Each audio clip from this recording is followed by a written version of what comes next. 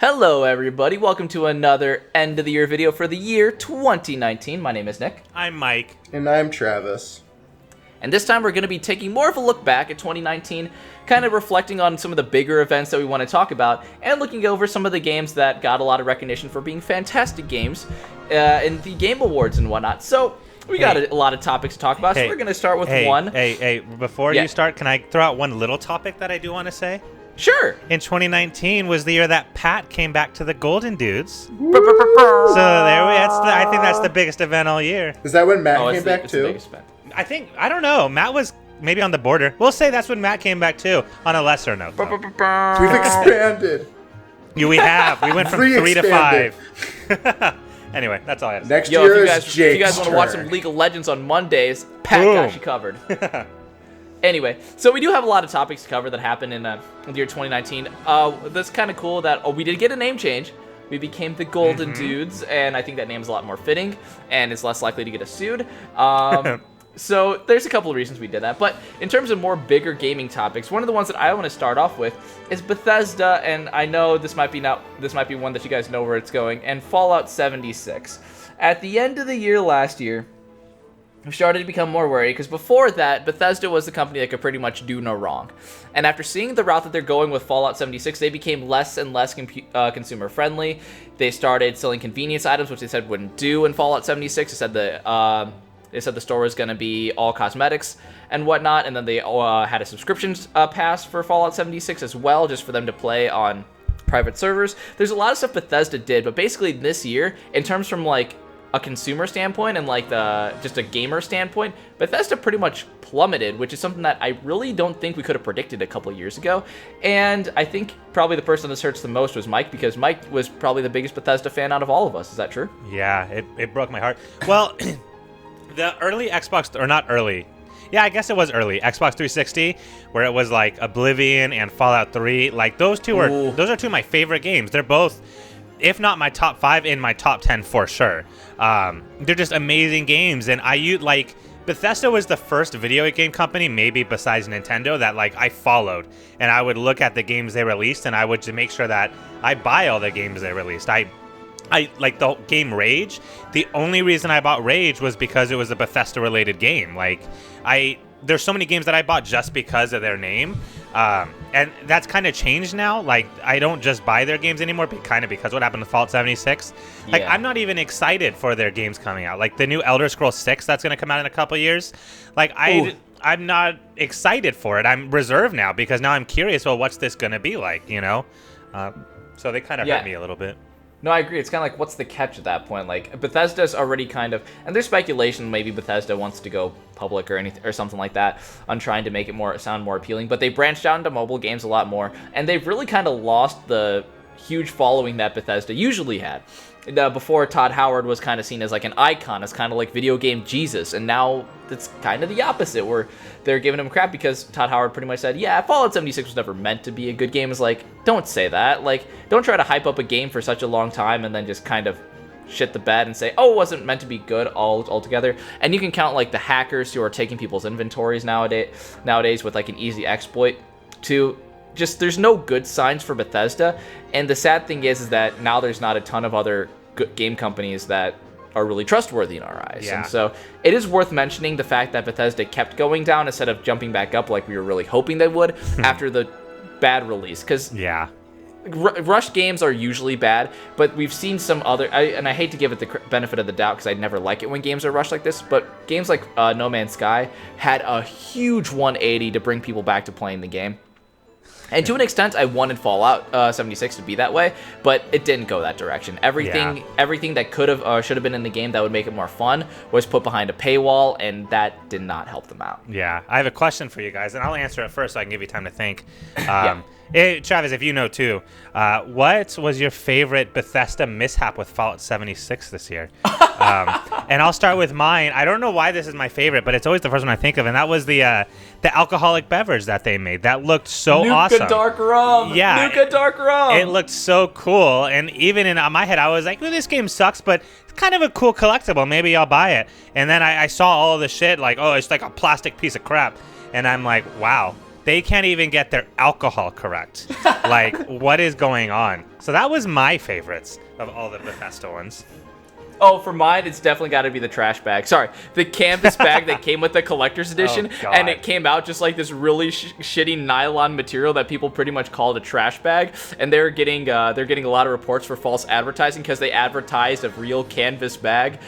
And I think on top of that, some of the bags were defective and like moldy. I was like, oh, come on. God. It's literally a bag. They How suck. can you get a bag wrong? I know, like, God, they just suck. They can't get anything right. Like, It was ridiculous. Travis, did you have one? I didn't really know of any of them, so I'm gonna jump on that bag one because that sounds pretty sad. the bag one was pretty great, I'll be honest with you. Oh, it was ridiculously bad. And the sad thing is the Fallout 76 train keeps going. But Yeah. we'll move on from that because that we don't Maybe wanna the focus on moldy for too much. bag became a collector's item though. It could be. You know, it'll kind of like give you sickness, but hey, you get to Hey, keep in one of sickness Bethesda's and in biggest health, failures. I'll stand by my boys. Let's talk about a more positive thing and more wishful thinking. Let's talk about the new generations of consoles that are coming up. The Xbox Series X and the PS5 that's coming out. I'm not going to lie, I am pretty excited for this new console generation and the games that are going to come out with it. I'm guessing Horizon Zero Dawn 2 is going to be one of those games, so I'm super excited for that one because I Platinum Trophied Horizon Zero Dawn. And I'm very curious, is there anything that you're really hoping to see from the new consoles? Because for me, I think it's just going to be games that are coming out. I know I saw that the next Halo game is going to be one of the released games at launch, and that always excites me because I love my Halo, even though they betrayed me. But I don't know what games PlayStation, if they've even announced what games will be coming out on the system at launch. Have they? I don't think they really have announced any big ones, if anything. I mean, it is about a year away still. Yeah, because for me, like, I'm definitely more about the game, especially with, like, how HD and, you know, whatever, like, it reaches a point where I don't even tell the difference. It just looks pretty. So I don't really care about the actual power in them so much anymore, because I don't even have a 4K TV, so it really won't matter anyway. What matters to me is games. So Halo is one of my beloved franchises that, like, if I do end up purchasing the Xbox, it'll definitely be in my arsenal, even if it sucks, because I have to collect them all. It's a disease. Yeah. I will say that one of the things that I think is pretty cool about this next generation is they're really focusing on loading times, and seeing how long it would take for Spider-Man to load when you fast travel compared to the PS5, I think is so cool, and I think it's a great idea for them to add the solid state drives to actually make it go faster. But besides that, I'm with you, Travis. The main thing that are going to appeal to me are games, and for me, the main games that I would be excited for is like another Nier game. I would say another game along the lines of Bloodborne, and probably, like I said before, like a Horizon Zero Dawn 2 or something like that, because I enjoyed the crap out of almost every PS4 game that I got, except for the 10-2 remastered. Sorry, Mike. We already talked about that on the stream, though. That one is just, if you're a fan of Final Fantasy X, I hear you probably want to avoid that one mostly. Pretty much. Well, there's two games that I'm really excited for that are coming to the PS5, most likely. One of them, E3 2018.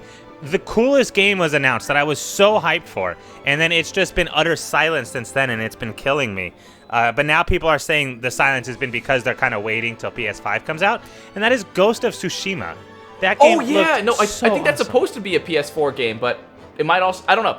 Sorry, you talk. Well, because that's the thing, it was supposed to be PS4, but people are saying the delay is having people think it's going to be like Last of Us, where it's going to be like on the fringe, and it's going to be a dual release for PS4 and PS5. I could see that. So that would be awesome. And the other game that hasn't been confirmed, but let's be real, it's going to happen, and that's God of War 2. Like, they've pretty much put jobs up online saying, hey, we need people to make God of War 2, but we're not going to say if we're making God of War 2 or not. So the game is coming out. We know that for sure. People believe 2020 holiday is when it's going to come out. That's a bit ambitious, but I don't know. It's probably going to be a lot later than that since it hasn't been announced. But regardless, even if it was holiday 2020 or sometime in 2021, PS5 will be out. So that's for sure going to be, like, I think one of the big sellers for that console. So those are two games that I'm really excited for. Can't forget about Black Ops 5 either. That's going to be God. glorious. God. Don't even get me started on that one, man. That's going to be glorious. That time it's going to be like $100 season pass or some shit like that. Yeah. Ay. All right, well, let's talk about one that's more of a neutral one, a neutral topic. And this is like the Sonic and the Pokemon movie that are coming out. We saw, I think it was like the PS2 era or something like that, when they're trying to all turn games into movies, and a lot of them flopped. And now they're kind of trying it again, now that gaming is pretty huge, and like you're saying it with the Sonic and the Pokemon movies, and they already had Detective Pikachu happen. I think it was Detective Pikachu with Ryan Reynolds before. Yeah. So I'm kind of wondering what or how this is going to turn out, because I feel like one of the biggest things is when they try to make a video game movie, they haven't been able to capture like what's so great about games themselves, and they're more focused on trying to make a blockbuster, which is not really good about it. The closest that I've seen was which actually got like decent reviews, was Ready Player One, when they're trying to make a movie about a game, and I'll be honest, I couldn't even get through like a third of that movie. It was so garbage in my eyes, because I read the book for Ready Player One, and I thought it was fantastic. But like the first thing that you see is like a car chase with King Kong, and I'm just like, I hate this so much. Yeah. But either way, I'm really curious about what you guys think. Do you think it's going to be successful this time? Because it seems like they're going in a better direction than they were in the past. It could be. I think, honestly, the problem is us. Because the issue is the other way, too. Like, games that are movies that were original movies, I don't know, that was so hard to say, that became games usually aren't that good either, because it's hard to capture a movie in the form of a video game. I think it's just two different media platforms. And so I think part of it is we just have to accept, like, you're not going to get that video game love and vibe in a movie. It's impossible, because the opposite is also impossible. So I don't think they're going to be able to capture the charm that video games have, because you're not going to be able to play as little Sonic the Hedgehog in the movie. So that's just going to make it a different feel. I think if we come to terms with that, we'll see, hey, this is probably going to be a pretty good movie. So I'm hoping that they're good. I mean, Detective Pikachu, I've heard pretty good things about. Wait, Travis, you saw Detective Pikachu, I have seen didn't Detective Pikachu. Yeah. It was actually pretty good. Yeah. And so I'm hoping then that the Sonic movie comes out pretty good too. It seems like it's going to be good because they listen to fans. Yeah, I hope it does well, strictly because they spent like millions of dollars reanimating Sonic. I know. And if no one even goes to like see it, I'd feel so bad. I know. And the studio that did that reanimation got fired too, like got shut down. That's the even sadder part about it. One thing I want to say is, if you can, Nick, show a picture. They showed baby Sonic the Hedgehog in the new form, Oh my gosh, right? I saw that. And one of the comments I saw was, if this exists, that means that the Nightmare Sonic the Hedgehog from before also had a baby Sonic form. And they're like, somewhere that baby has to exist. And so no one knows what that one looks like. But I mean, if Nick has the baby, like the new baby Sonic here, it's adorable. Only the imagination can let us know what the original Nightmare Sonic looked like as a baby. Hold my beer. Oh my gosh, oh I'm picturing it. I'm picturing it right now. I'm like, that must be a nightmare. So, I don't know. But I mean, hopefully it's good. Like, I mean, I like that they listen. And I think because of that, it's a good sign for the movie that at least they're trying to put something together that the fans enjoy. Mm-hmm. And I think that's 90% of the battle, is make something that, people want to see, And I think so many of these movies are cash grabs. This one, I mean, everything is a cash grab, but this one does feel like it's a little more from the heart. Otherwise, they would have just give the bird to the fans and said, whatever, you'll still watch our movie. So it's nice to see that it seems like they do care what fans think of the movie, which gives me hopes for them. Mm-hmm. And the thing that you said about them listening, I think is cool, because it's not this fake listening that people do when you're talking about these other games where it's just like, oh, we didn't know that you didn't want to, that you didn't want this as a separate item in the game or to be a part of the expansion pass or anything like that. Like, I like the fact that it's very obvious that like they were all in on this animation. Then they saw the backlash and they actually listened. I think that's one of the trends where all these companies were saying that they fake listened and they're listening to the fans' feedback. And this is actually a case where that is true. I would believe. And so many of the other ones came off as just non-genuine before about we listened to fan feedback, because that happened. That was actually a big trend this past year that I really hated, them pretending to listen to fan feedback, because they didn't. They really overshot just to pretend like they're listening to get to where they were planning on being in the first place. Well, hey, you know what? Give credit then, going back to our first topic with Bethesda. At least they didn't pretend to listen. They didn't give two shits. They just completely ignored everyone. They never responded to a damn thing. So. That's true. And then they banned people for trying to help them fix their games. So at least they don't hide the fact that they hate their fans. Yep. They're pretty upfront about it. I just hope that the Sonic movie just keeps with the regular viewing experience rather than trying to go 3D with it, because we all know how bad 3D Sonic goes. Oh my gosh, that was atrocious. God. Honestly, I would watch somebody reanimate Sonic Adventure 2 at this point, just for like decent Sonic 3D parts. Like that's I have such low expectations when it comes down to Sonic, right? With 3D Sonic now. Yeah. My expectations are higher for 2D Sonic because Sonic Mania happened. Oh, jeez. Well, anyway, let's go on to another one, and this is a little more of a sad one, but one that I do feel is notable because it was a huge release this year, and that was Anthem, and the failure of Anthem, if anything, and. It's a little bit of a background for it. This game had a rough launch, had a rough everything, was not a good game, had a lot of defects in terms of almost destroying people's PS4s and completely breaking the console itself. But it was a game that came out this year that was very highly anticipated, and it's pretty much just like, you get to be Iron Man. But the game was kind of... It kind of showed what could happen to a live service game, and for me personally, I really dislike live service games at all. I think that I can understand the appeal that people have to them, but for me, I think it's just like a forgettable experience because it becomes a shell of itself so fast, especially if people don't play it. And it seems like what live service games are doing is like they're releasing it earlier than they should have, so they don't get to see the finished product. And so I think Mike mentioned it like a couple years ago, I think when he talked about PUBG, like how we didn't want a trend to be release a game unfinished and fix it later. Yeah. I think Anthem was a great example of that, of just rushing out a game. And even if it has like a really good developer behind it, like BioWare, who is really well known for putting out really good games, it doesn't matter if it's a rush game at that point and if it's unfinished, because that's exactly what Anthem did, and it failed. And then they had their event, The Cataclysm, which was supposed to bring everything back, and it was supposed to be a huge thing, bringing back other players and whatnot. And it turns out that it was just more Anthem with like a darker color palette. It's like, I think there's a lot to learn from Anthem, especially when it comes to live service games, because not all those games are a failure. Like Fortnite is still huge, and you also have games like I kind of have that, I don't even want to call it a live service game, but that are still cooking because they just have a good community like CSGO and whatnot. So I do think that the games can have a great lifespan, but Anthem is a great example of what not to do if you want to have a great lifespan. Yeah. Well, it's not even like, it's not bad to release a game unfinished if like it's still been thoroughly tested. Like, this game was not. That's the problem, is they released the game unfinished, and also they released it pretty much untested. Like Fortnite released early, but it was thoroughly tested. There weren't like a lot of bugs and stuff, so they did it the right way. Anthem just completely shit the bed as far as like trying to get a quality piece out. I mean, you mentioned the fact that this game potentially broke PS4s or could mess things up. Like, how do you make that mistake? That's unbelievable. Like, and it just shows like there was just such a lack of effort on like making sure that they were putting out something quality. They just wanted money. Because there was so much hype for this game that they pretty much said, if we put this disc out and it says Anthem, people will buy it. And it didn't totally work out for them because in the end, people realized what shit it was. And this, I mean, it wasn't just bad. This game was like virtually like you said, it was dangerous to play.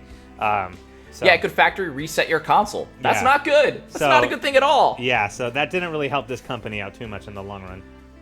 Yeah. So that was just something I wanted to touch on. Smaller topic there, but it is something to look at moving forward because it is a very telling sign, especially for big budget games going on moving forward. But let's do a really quick snippet about Stadia and how I keep saying this, and I'm going to keep saying this to the death of me. Who is this for?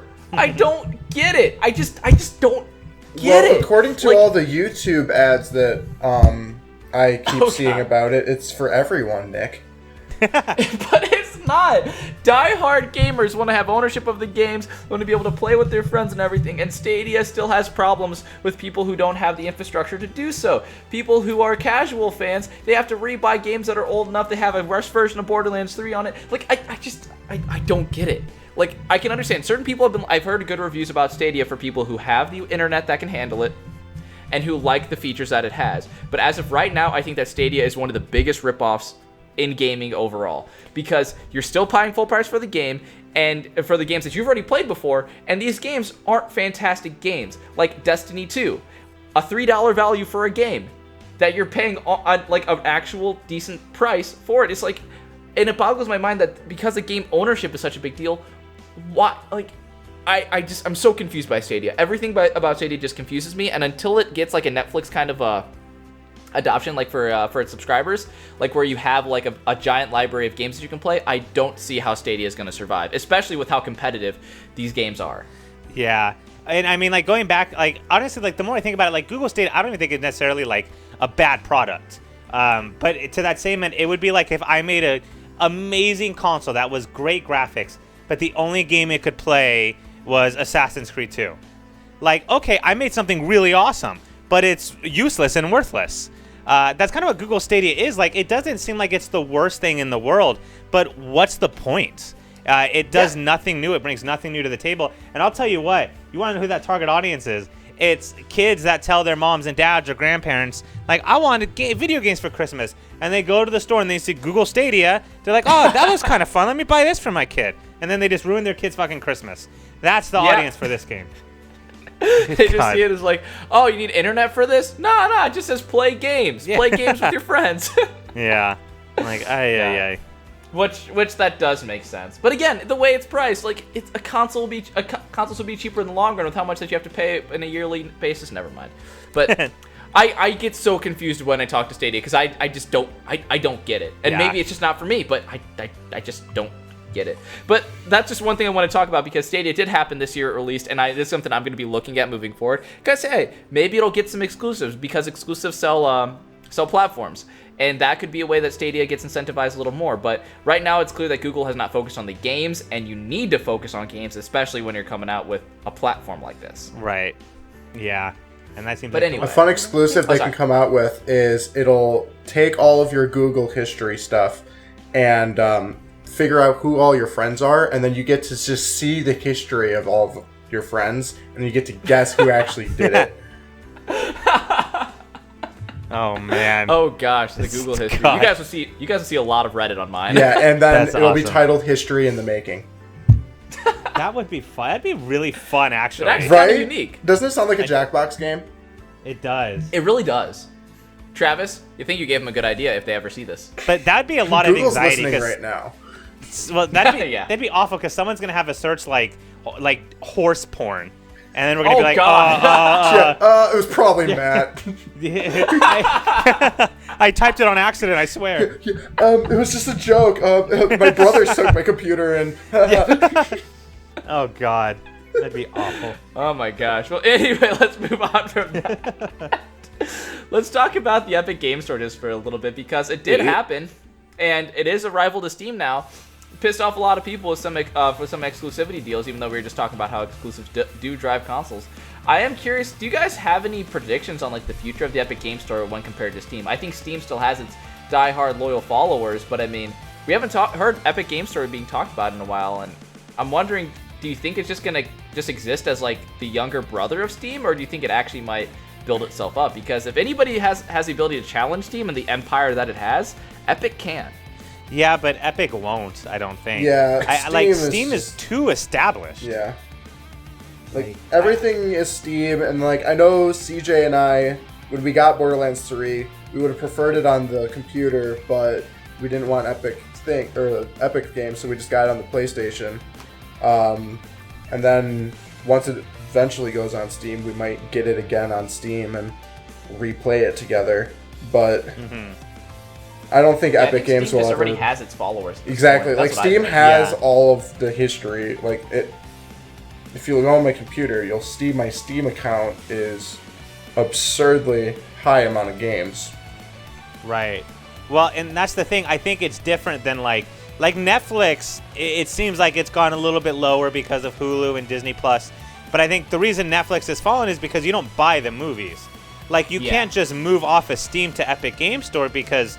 Like Travis said, he has like hundreds of games on Steam. Mm-hmm. And it's not like those games will just carry over. I think like if it was a streaming service where, I'll go to Epic Game Store and I'll just keep all my games over there, then maybe I could see it being a challenge. But for now, it's like you can't leave Steam because you're leaving all those games behind. So if it was ever going to take over, I think it would still be like 15, 20 years away.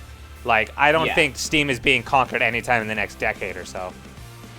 I can understand that. Mm-hmm. I just wanted to touch on it because also happened. Also got some people pissed off this year. And I guess one of the last the last topics. There's a couple of them that I want to mention, but one of the last ones I do want to talk about is streaming platforms, and in particular Mixer, and how it was able to grab a couple people, again, exclusivity, which is what's driving all this, when they grabbed some of the biggest streamers from Twitch, which was Ninja and Shroud. And while we're not like the biggest people who would most likely like watch Fortnite streams really, that is some pretty huge moves. I would argue that Fortnite's still the biggest game in the world right now. And being able to take two of those names, I know that Shroud isn't like a Fortnite player, but he has, I mean, I think he started off as like a professional Call of Duty, not Call of Duty, CSGO player. CSGO esport athlete for C9.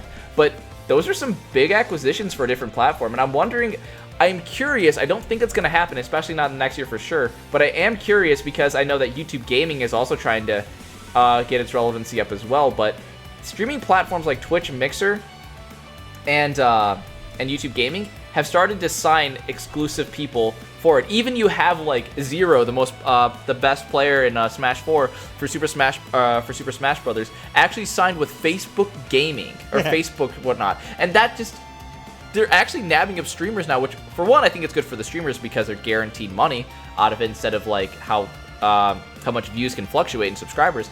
But I'm wondering like, this might change a lot in terms of because it used to be everything was under the umbrella of Twitch. Yeah. Now that's kind of up for grabs to see if one of them starts taking off, and I think Mixer has actually done some of the right things to do, at least to increase the relevancy that it has. Yeah, I think the only one that has a shot of taking over Twitch's title is Mixer. I mean, YouTube Gaming is the way it's structured. Yeah, it's crap. Yeah, they just like they've shown that they don't really care too much. Because we've talked about this before, like just like me and Nick and maybe other people too, about like if you stream on YouTube, it totally destroys your audience retention and makes your actual videos so much harder to find. So either you're purely a streamer on YouTube, or you're gonna get screwed over. So YouTube is totally backwards on their streams. They don't know how to do it at all. Twitch is definitely the best at it, but they've had a little bit of controversy in terms of, you know, how they're treating like they're bigger people there. Mixer seems to be taking advantage of that a lot, and I think Mixer is growing a lot. The only problem is Mixer is very Microsoft heavy, you know. So I think the issue is like, is it going to be like well-rounded enough to like encompass everything? And so because Twitch is so integrated on PlayStation 4. Like the way it's set up on there and stuff, it's so easy to use. So I'm not too sure, you know, how Mixer is gonna like capture everybody. I think it's similar to the Netflix/Epic Game Store thing, where I think it could happen a while down the road, but I think it's gonna be a long turn. I think Ninja and Shroud are two people, but there's thousands and thousands of popular streamers that are still on Twitch, and I think you know, like you have to get all of those people too. Like the big Smash streamers, pretty much all on Twitch. The big Mario Maker 2 streamers, all on Twitch. The big Mario, you know, we're still on Twitch, and I know that keeps so many people around. I don't know. So I feel like Mixer has a shot. I think they have a very legitimate shot, but I think they're a long way from doing it if it's ever going to happen. I would agree with that. So. I do think one of the things for Mixer is that for Mixer to kind of like surpass Twitch, you got to offer a better cut than Twitch is in terms of like, because I think you make for every subscription you get, it's like say first tier subscription $5, half of it goes to Twitch, half of it goes to the actual streamer. I think for Mixer to really boost up in terms of popularity, or like to incentivize other big streamers to go there, is not only just sign bigger names, but to also increase the payout for streamers, and honestly be able to police your platform better. Like Twitch, there was like a streamer I think that threw a cat or something like that that's still on there just because like she was more popular afterwards. Yeah, like you're playing a first-person shooter and you're throwing an animal, you're pissing off a lot of people. Right. And Twitch sees it as, oh sweet, more people are engaged in our website, this streamer is getting more views, let's promote their stuff. No, they broke the terms of service. Right. They should get the boot, or at least get banned for a little while. But I think if Mixer is able to do it, better policing and more enforcing of their rules, and a better cut to streamers, I think they could. I do think that they could. Yeah, I agree. And I like Mixer. I would like to use it, but right now it's just Twitch is so much easier and more accessible. So Twitch is very easy to use too. Right, for sure. All right, so then I think I'm gonna end this off with mentioning a couple games that got awards. So Some of the ones I thought were relevant to point out, we have the best fighting game going to Super Smash Bros. Ultimate, which in my mind, there was no doubt that it was going to go any other way. It's pretty much the most popular fighting game in the world. And I think that's just a huge testament to how big of a game Smash Ultimate is right now. Best action game was given to Devil May Cry 5. I think that was definitely deserved. Same with best narrative and Disco Elysium. The best score, as we mentioned, I think in our previous video, was Death Stranding. And Game of the Year went to Sekiro. I do think out of all the game awards, especially the ones highlighted here, I think they're pretty fitting. I mean, there's no really big shocks in my mind, but I think that all of the games that were at least highlighted when it came down to the game awards were very fitting to get were very fitting nominations. Yeah, no, I agree. Yeah, because like nothing won where I was like, oh, this definitely isn't right. This one shouldn't have won. Like most of the ones that I saw, I was pretty happy with.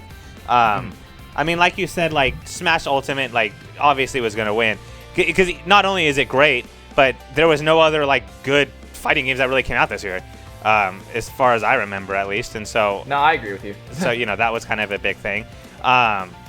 Like seeing Death Stranding win for music was awesome because that makes me excited for that game because I love music. I don't know, just like everything seemed pretty fitting, like you said. I think everything made a lot of sense. There didn't seem for Game of the Year to be any like standout game. Like I look at that is true actually. Yeah, I look at all the nominations and I'm like, I really would have been happy with any of those games winning it. I think Resident Evil 2 had a good argument. From what I've heard about Death Stranding, it had an argument. I think it was too divisive, maybe. Death Stranding was definitely too divisive in my mind. Yeah, Ultimate, I think, had an argument. Outer Worlds had an argument. Control, like, they were all really good games. And so, I think this year, didn't have any, like, games that stood out among the rest. But it had a lot of really solid releases, and I think that was kind of nice. Yeah. I think Pokemon Sword and Shield should have gotten a little more attention. Really? God. No, I'm not gonna start like a debate on like Pokemon Sword and Shield or anything like that. But I'm just curious.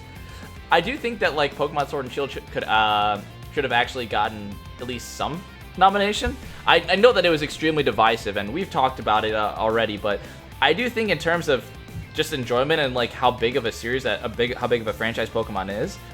Maybe it was released too late. Maybe I'll get a nomination. I'm pretty sure that's what it was because it was released like in November, and the award show was like a couple weeks later. I'm pretty sure the nominations might have already been out. So I'm sure it'll be like nominated for like best family game, maybe like because maybe it might be game of the year contender honestly because Pokemon is huge and by sales alone, it wouldn't surprise me. I mean by sales, sure, but like it's a freaking Pokemon game. The story is gonna suck and. As much fun as I love, always having my water Pokemon out during a fire battle, it's Pokemon. They didn't revolutionize anything. Yeah. They did not reinvent any sort of wheel, so... Yeah, like, if you're talking about the other Nintendo properties or, like, big Nintendo games, like Mario Odyssey, like, revitalized the 3D platformer, Breath of the Wild action-adventure in the same way. Pokemon is going to stick to what it was doing right, and that's turn-based combat. They didn't have to reinvent the wheel when it came down to being a turn-based title, RPG. And it'll get sales, and it did, and I'm one of them. Yeah.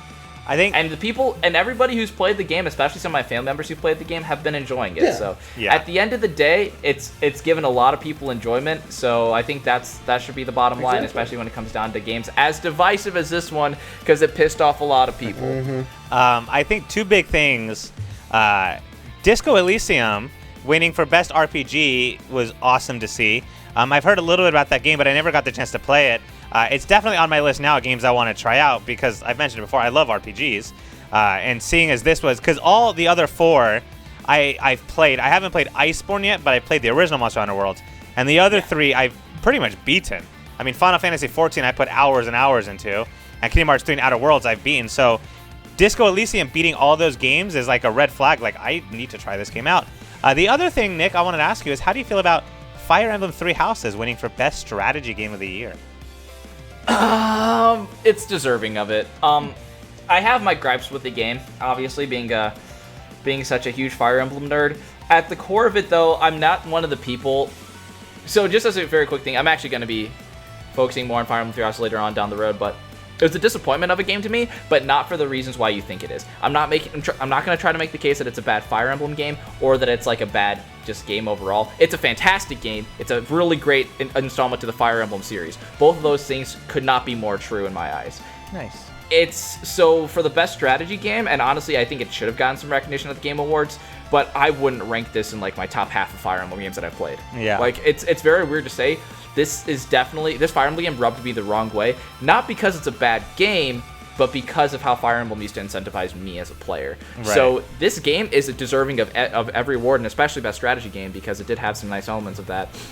In terms of me liking the game, I was not a fan. I think it's probably in like my bottom 3 Fire Emblem games out of like the 10 or so that I've played. Yeah. But it is deserving of every award that it got, and I do think that it was a fantastic game overall. So Yeah, I think that I'm rambling for a little bit here, but yes, it deserved best strategy game. It is a good game. It's just not my game. Yeah. I mean, I will say it was one of only 4 games that won more than one award at the show, which is pretty awesome. Yes. And going back, it is a fantastic game. yeah, and going back to Disco Elysium, it won the most. It won 4 awards, which was the highest for any game there. So that was Wait, it kinda actually won interesting. 4? I Yeah. counted 3. What else did it win? Let me check on the list that I have up. It Hang on, I have won it up too. for best indie game, best Best narrative, best RPG, and then fresh indie game. Okay, the fresh indie game was the one that I didn't see. But Yeah. yes, that's cool though. No, that's cool. Yeah, I've so- heard really good things about Disco Elysium. Yeah, so that'll be interesting to see. There you go. All right, so I'm gonna wrap it up. If you guys have anything else to say. Not really. I think there's a couple little stories we didn't get the chance to talk about. I mean, so much happened in this year, which I think was awesome. Yeah. A lot of good news, like Telltale coming back. A lot of bad news, like Alpha Dream shutting down. A couple companies that came back and then also were lost. Just a lot changed in this year, I think, in the video game world. It seems like we're going a lot more towards like the streaming side of things. I know we didn't talk about microtransactions, but that seems to be like a fluctuating topic of they're not doing it anymore. Now they're doing it way more. Now it's, and so like... Yeah, I was trying to make sure that I didn't get too angry this video. Yeah, and so I think that's part of the reason we didn't really talk about that much, but that just seems to be like a top, like that in mobile gaming and all that, like it just seems like topics that one day it's positive, the next day it's negative, and it's just going back and forth. But as a whole, like there were a lot of really good games that came out this year, a lot of really cool stories that came out. The only company that I feel like really was a disappointment this year was Bethesda. Because even EA toward the end of the year, I was pretty happy with, like with Jedi Fallen Order. EA actually had some good stuff with Fallen Order, honestly. Yeah. Which they didn't do anything really for it, and maybe that's why. But no, I agree with you. Like EA isn't even like the worst factor when it came down to the year, which is surprising because that's usually who I want to jump to blame. Right. Yeah. No, I really do feel like it's only Bethesda that had a bad year. Konami's just stupid. So. It's hard to say with them. Screw Konami and their Contra game. It's not even a Contra game. Yeah, but besides those two, like it was a pretty solid year for gaming. Nothing amazing. Like this year is not going to be super memorable, if I'm going to be honest. A lot of good things, nothing like monumental or changing the way that like last year was with Breath of the Wild and all that stuff. So. Oh yeah, God of War and everything. Right. Like, we had some pretty huge, impactful years, and this one was just kind of meh. Right. So. Who knows? Actually, before we end then, do we want to say who won the year then? Because we said, I think 2017 was Nintendo, last year was Sony. Who do we think won this year? Oh, that's a good question. Travis, what about you? Do you have any ideas? I mean, I'm just trying to think of like exclusives that actually had come out this year. Then I'll give my 2 cents then when they think. I'll start off then by saying I do still think it was Sony. As much as I love some of the stuff that Nintendo came out with, it just couldn't beat what Sony put out. Like, I still think Death Stranding, while a lot of people aren't huge fans of that game, and I know that it's divisive, I think it's pretty obvious that Death Stranding is a huge piece of art, if anything. And not even counting all of the other exclusives that have come to the platform, like not even like Mario Maker 2 and 3 Houses can beat the fact that, like, I still got more enjoyment out of Death Stranding and like Kingdom Hearts 3 when it came down to it. I think you can make the case for either of them, honestly, but especially with Jedi Fallen Order that came out as well, I think that Sony edged out Nintendo just by a little bit. Yeah, well, and here's Nintendo's problem, because I would happily say Nintendo. Look at all the nominations for Game of the Year. Take Smash Ultimate out. They are they're all third-party games. none of them came out for the Switch. So every game on that list came out for Xbox, PC, and PS4. None of them came out for the Switch. So that's still Nintendo's problem, is all the best games that came out this year were not console exclusives, but none of them came to the Nintendo Switch. I think that's what's holding it back. There was the one year we said Nintendo won, under the Game of the Year, it was like Breath of the Wild and Mario. Like, it was filled with Nintendo exclusive games. But as we go on, it's gonna be less and less of that. Nintendo's not gonna be winning, like in our vote, Company of the Year until they start capturing some of these console exclusive games, not console exclusive, third-party games. Because had Nintendo captured Sekiro and Resident Evil 2 and Outer Worlds, I think I'd be saying Nintendo. But like you said, PS4 has Death Stranding and all this stuff, and it has all those awesome third-party ones that Nintendo doesn't have. So sure, Smash Ultimate's great, and Mario Maker's great, and Luigi's Mansion is great, but all the other amazing games that came out never touched the Nintendo Switch, and that's a problem. So I would agree. I would give it a Sony too. Travis, what do you say? If strictly off of game time that I've spent, I would say I probably played Nintendo more this year. But like when I'm looking at my list of my favorite games that I played this year, Astral Chain is the first on the list at 4. And then Fire Emblem and Pokemon Sword are the only other exclusives, and those are like literally the bottom of the list. So I'll probably give it to Sony as well, because quality over quantity. Yeah. I would agree with that. But hey, Animal Crossing next year might switch it all up. You never know. That's true. I feel like Animal Crossing is a game that I will never get into, but I'll still buy it just so I can troll you guys. I want to play with so you guys valid. on Animal Crossing, man. I'm actually super excited about that. That'll But be great. anyway, we've gone for a little while, but I think it's just a testament to how much happened this year. And yeah, I'm kind of happy just to move on to the next year. I mean, we got some super awesome games coming out the next year, ones that I'm super excited about. Like spring of next year is going to be huge, but I'm really hoping that there's going to be some more hopeful news, because right now there's a couple of games that make me a little fearful of how some games are moving, but we won't know for a fact until we actually see the games in the future. So yeah, I'm going to stay optimistic at least for now, but we'll see in the future on how it comes up. But hopefully you enjoyed all of our looking back on the year of 2019. It was a big year. Big year. We did a lot, obviously name change and a lot of stuff like that, but hopefully you all enjoyed this ride with us, and we can't wait to join you as well in 2020. So anybody else want to say anything before we sign it off? No. Bye. Yeah. Bye-bye. Have a good one, guys or dudes.